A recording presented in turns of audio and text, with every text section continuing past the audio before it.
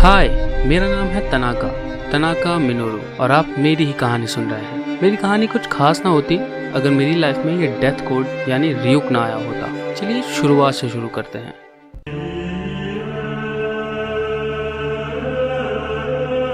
बात है 2013 की, डेथ वर्ल्ड में, जहां रियुक ने अपनी डेथ नोट दूसरे शिनेगामी को दे दी। अब वो उसे वापस करना चाहता है। हे रियुक, तुम अपनी डेथ नोट वापस ले लो, मैं इसे तुम्हारी तरह इस्तेमाल नहीं कर पा रहा। हाँ, मैं जानता हूँ, मैं इसे ले तो लूँ, पर तुम्हें मुझे कुछ और भी देना होगा। हाँ, मुझे पता है, ये लो एक सेब। ये बच्चों वाली सौदेबाजी यकीन नहीं होता डेथ वर्ल्ड में भी होती है। तू मुझे सेब दे, मैं तभी नोटबुक लूंगा। खैर, सेब खाते हुए रियुक के दिमाग में एक आइडिया आता है और वो उड़ते हुए ह्यूमन वर्ल्ड में आता है। रियुक मेरे घर में जमीन के नीचे से निकल के आता है और ठीक मेरे सामने। मैं तो बैठा आराम से गाने सुन रहा था और वो अचानक से नोटबुक लेकर मेरे माथे पर टच कर देता है और यकीन मानो पूरा सर घूम जाता है, सब कुछ याद आने लगता है। ओह, ये तुम हो रियुक, 2 साल बीत गए। मैं वैसे ही आया जैसे तुमने मुझे कहा था, जमीन के नीचे से। बिल्कुल, तुम्हें अपने प्रॉमिस पूरे करने चाहिए, चाहे तुम डेथ गॉड हो या ह्यूमन। मैं तुम्हारे साथ तभी काम करूंगा। बिल्कुल सही। हाँ, मैं जानता हूँ आप सोच रहे होंगे कि 1 मिनट, ये रियुक को जानता है पहले से कैसे? शायद ये बीच में स्टोरी सुना रहा है, शायद भूल गया है। नहीं, मैं नहीं भूला। चलो फ्लैशबैक में चलते हैं। 2 साल पहले मेरे स्कूल का फैकल्टी रूम, अंदर मेरी बात हो रही है। मिनोरू तनाका फिर से टॉप कर दिया, ये लड़का कमाल का है, 3 साल लगातार फर्स्ट। ये पूरे जापान में शायद मिडिल स्कूल का सबसे स्मार्टेस्ट बच्चा होगा। पता नहीं, पर इस एग्जाम में ही नंबर क्यों लाता है? अपने स्कूल के एग्जाम में भी तो लाए। आपके साथ कभी ऐसा हुआ है कि आपके बहुत बेकार नंबर आए हों और आपका मन करे अपना सर फोड़ लूं? मेरे साथ हुआ है। इंग्लिश में 28 नंबर। ओह, मैं कितना बड़ा बेवकूफ हूँ, मुझे अपना सर दीवार में देके फोड़ लेना चाहिए। वो आओ, ये क्या है? अब ये तुम्हारी है। और रियुक मेरे सामने था। कसम से यार, यकीन मानो, उससे देख के मेरी फट के 4 हो गई। मतलब ऐसी चीज को देख के किसी की भी फट जाए यार। वो ऐसे था, मतलब मानो किसी के भी देख के नीचे से लीकेज हो जाए। और मैंने भी वही किया जो डर के मारे हर बच्चा करता है। मैं चिल्लाने लगा, यार क्या हो तुम यार, दूर रहो मुझसे। मैंने सुना तुम स्मार्ट हो, तुम्हारे टीचर से सुना, तुम लगातार 3 साल फर्स्ट आए हो। 3 साल फर्स्ट? नहीं, ऐसा नहीं हो सकता। शायद तुम इंटेलिजेंस टेस्ट की बात कर रहे हो। वो सबकॉन्शियस एबिलिटी को चेक करने के लिए होता है। उस टेस्ट में नंबर लाना या लाना कोई मतलब नहीं है, मतलब टाइम बर्बाद है। वो हमें कभी रिजल्ट नहीं बताते। तो तुम एक बेवकूफ हो। मैं बेकार स्टूडेंट हूँ, पर बेवकूफ नहीं हूँ। मैं क्विज में अच्छा हूँ और रिडल में भी। हाँ, तुम्हारे जैसा ही इंसान एकदम सही है इस काम के लिए। सही है काम के लिए? किस काम के लिए? और तुम हो क्या यार? बुरा मत मानना, बहुत डरावने हो। हमें यहाँ बातें नहीं करनी चाहिए, तुम्हारे घर चलते हैं। मेरे घर नहीं, मेरे घर नहीं जा सकते। फिक्र मत करो, मुझे तुम्हारे अलावा कोई और नहीं देख सकता। सच में? और इस तरह मुझे मिला एक नया जबरदस्ती का दोस्त, रियुक, और हम दोनों मेरे घर आ गए। क्या आप बात कर रहे हो? ये कीरा की नोटबुक थी। हे, तुम चिल्लाना बंद करोगे? लोग मेरी आवाज नहीं सुन सकते, पर तुम्हारी आवाज जरूर सुन सकते हैं। ये कीरा की नोटबुक है, द कीरा, जिसने सारे वर्ल्ड के सभी क्रिमिनल्स को मार दिया था, सभी वॉर्स को खत्म कर दिया था। क्या बात है बच्चे, इतने छोटे होने के बावजूद तुम काफी कुछ जानते हो इस कीरा के बारे में। सबको पता है। तुम लोग कीरा को महान मानते हो क्या? नहीं, एथिक्स की बुक में बच्चों को पढ़ाया जाता है कि कीरा एक शैतान था, और वर्ल्ड हिस्ट्री में बताया जाता है कि कीरा एक टेररिस्ट था जिसने बहुत सारे मर्डर किए थे। पर इस तरह की नोटबुक कैसे किसी को भगवान बना सकती है? इंस्ट्रक्शन फर्स्ट पेज पे है, पढ़ लो। ये इंग्लिश में है, मुझे इंग्लिश नहीं आती, ट्रांसलेट कर दो ना। सच में हद है।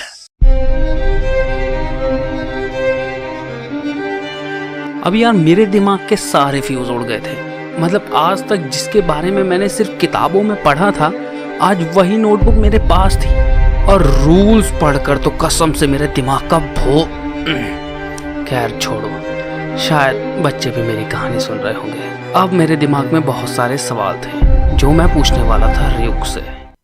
हे रियु, पुलिस और एल दोनों ही कीरा को पकड़ना चाहते थे, है ना? हाँ, उस वक्त ये सब देखने में बड़ा मजा आता था। हे, क्या तुम मुझे कीरा के बारे में सब कुछ अच्छे से बता सकते हो डिटेल में? पहले मुझे एक सेब चाहिए। वो तुम लकी हो, मॉम हमेशा डाइट पर रहती हैं, इसलिए मेरे पास एक सेब हमेशा रहता है। मैं पर्सनल डिटेल शेयर नहीं करता, पर मुझे जो याद है मैं तुम्हें बता दूंगा। अब जो मुझे कीरा ने बताया, यार इतना तो कभी हमें गवर्नमेंट ने भी नहीं बताया था और ना ही कभी बुक्स में पढ़ाया गया। वो सब सुनकर तो मेरे पास कुछ था ही नहीं कहने को। मजाक मत करो, कीरा इतना बुरा था, मतलब उसने इस नोटबुक के सभी रूल्स को समझा और उसे इस्तेमाल किया। सच में वो काफी स्मार्ट होगा, नहीं? हाँ, पूरे देश में कीरा के टेस्ट स्कोर सबसे ज्यादा थे। पर अगर हम अब ये सब करने की कोशिश करेंगे जो कीरा ने किया था तो पक्का हम पकड़े जाएंगे। क्या मतलब? अब रियुक चाचा को सारी हिस्ट्री बतानी पड़ेगी टेक्नोलॉजी की। लगता है काफी वक्त से ह्यूमन वर्ल्ड में नहीं आया था। वो 10 साल पहले की बात थी। आज हर जगह सिक्योरिटी कैमरा होते हैं, हर बैंक में, हर घर के पास, कार्स में, हर जगह लगे होते हैं कैमरास। और अगर कीरा पहले की तरह कोई ऑनलाइन मैसेज करेगा तो अब साइबर सिक्योरिटी पुलिस इतनी जल्दी पकड़ लेगी कि उसकी सोच से भी पहले वो जेल में होगा। वो सब सिर्फ फिल्मों में होता है कि कोई हैकर ऑनलाइन मैसेज कर रहा है और वो पकड़ा नहीं गया। पर मुझे यकीन है शायद अगर कीरा इस वक्त में होता तो वो ये सब काम करने के लिए कुछ ना कुछ जरूर सोच लेता। और क्या तुम ये सब कर सकते हो मिनोरू? हाँ, अब जब उसने ये पूछा था ना, यकीन मानो मेरा सारा शरीर कांप गया था। मेरी हालत खराब थी कि ये मुझसे वो सब करवाना चाहता है जो कीरा ने किया था। मैं किसी भी कीमत पे ऐसी नोटबुक का इस्तेमाल नहीं करने वाला था। पर अब मेरे दिमाग में ये भी था कि अगर मैंने ये नोटबुक वापस कर दी तो मैं इसके बारे में सब कुछ भूल जाऊंगा। और फिर मेरे दिमाग में एक प्लान आया, एक ऐसा प्लान जो मुझे एक नेक्स्ट लेवल पर ले जाता। हे रियु, मेरे पास 2 सवाल हैं तुमसे पूछने के लिए। क्या मेरे अलावा भी कोई इंसान तुम्हें देख सकता है? हाँ बिल्कुल, मुझे वो इंसान आज भी देख सकता है जिसने पिछली बार नोटबुक को छुआ था जब मैं ह्यूमन वर्ल्ड में आया था। क्या तुम श्योर हो, मतलब पक्का ना? हाँ, मेरे हिसाब से तो जो लोग नोटबुक को इस्तेमाल करते हैं, अगर वो नोटबुक मुझे वापस कर देते हैं तो वो सब कुछ भूल जाते हैं। पर किसी ने अगर सिर्फ नोटबुक को छुआ हो तो वो आज भी मुझे देख सकता है। ओके, ठीक है। अच्छा, एक सवाल और। इस नोटबुक का जो इंसान मालिक होगा, तुम उस इंसान को पोजेस करते हो तो तुम उस इंसान से कितनी दूर रह सकते हो? अब ये सवाल थोड़ा मुश्किल है। इसका कोई रूल नहीं है। मैं जब तक ये जानता हूँ कि तुम कहाँ हो तब तक मैं तुम्हें पोजेस कर सकता हूँ। पर इसका मतलब ये नहीं कि मैं अगर तुम्हें डेथ वर्ल्ड से देख सकता हूँ तो मैं तुम्हें पोजेस करूँ। ये नहीं हो सकता। तुम थोड़ा आसान भाषा में समझाओगे? मेरे कहने का मतलब ये है कि डिस्टेंस का कोई नंबर तय नहीं है। तो एक नंबर बताओ डिस्टेंस का। अब घंटों तक रियु की बातें सुनकर और उसके सारे ऊट पटांग रूल सुनकर मैंने ही पता लगाया कि कितनी दूर से रियु किसी को पोजेस कर सकता है। तो ह्यूमन वर्ल्ड के अनुसार तुम किसी इंसान से 14 किलोमीटर ही दूर रह सकते हो उसे पोजेस करने के लिए। हाँ, इतना डिस्टेंस काफी होता है किसी को ढूंढकर उसके पास तुरंत पहुंचने के लिए। ये रूल पहले नहीं था, पर इसे लिखने में मुझे कोई बुराई नहीं लगती। तो ठीक है, मैंने डिसाइड कर लिया। मैं ये नोटबुक तुम्हें वापस कर देता हूँ और 2 साल बाद तुम मेरे पास वापस आना, तब मैं इस नोटबुक को इस्तेमाल करूंगा और तुम्हें हर रोज एक सेब देने का वादा करता हूँ। हाँ, 2 साल? मुझे 2 साल तक कोई सेब खाने को नहीं मिलेगा। ठीक है, अगर तुम्हें इतना इंतजार पसंद नहीं तो किसी और को ये नोटबुक दे दो। ठीक है, मैं 2 साल बाद आ जाऊंगा। तो ये तय रहा, मैं इस नोटबुक की ओनरशिप को छोड़ता हूँ और ये नोटबुक तुम्हें वापस करता हूँ रियु।